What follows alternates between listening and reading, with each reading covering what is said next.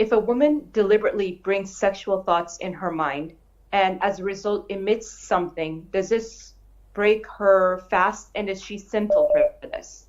Okay. First question, a man or a woman who fantasize sexual thoughts. Now, scholars have differed. Schools of thought said that he's sinful all the way because he's bringing these thoughts to himself. Other school of thought said, no, we have the principle which is mentioned by the Prophet ﷺ, that Allah has forgiven, has pardoned my ummah for my sake, for whatever intrusive thoughts that they have, as long as they do not talk about it or act upon it.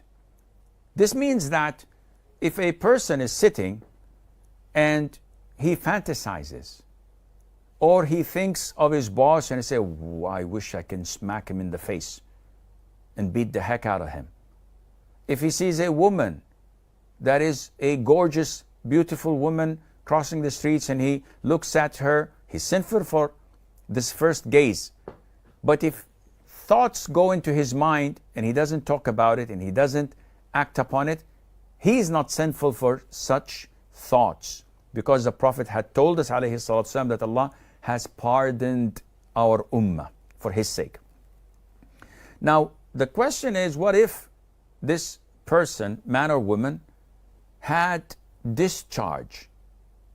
We know that there are different types of discharge that come out of a person's private parts.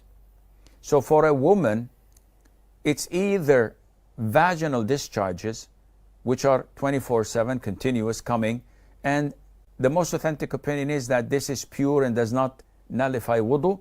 It takes the same ruling as sweat. It just comes out. There is what is known as urine, and urine breaks your wudu and it's najis. There is also what is known as madhi, prostatic fluid, and this comes whenever someone is in situations of intimacy, flirting, or thinking about sexual thoughts. This madhi or prostatic fluid is emitted. This breaks wudu and it is najis.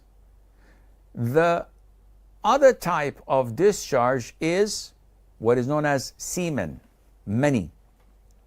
And this is recognized by coming out in a gushing fashion, not stealthily, not slowly, but it comes out in a gushing fashion, accompanied with a feeling of sensation and lust.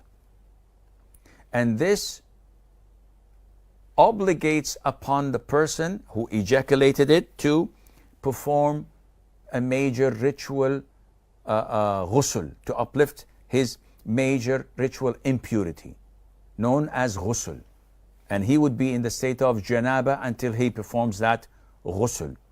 So this depends on what type of discharge a woman gets.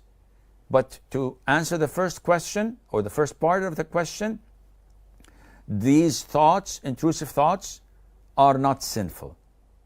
Are they recommended, Sheikh? No, of course not. It's best for you to stop it, because Satan may utilize them not in the near future, but later on, when he starts building scenarios in your head. If I did this, if he did this, if she did that, and then it would make one's evil soul look up to it and say, when would that happen? So this is definitely not a good thing to do.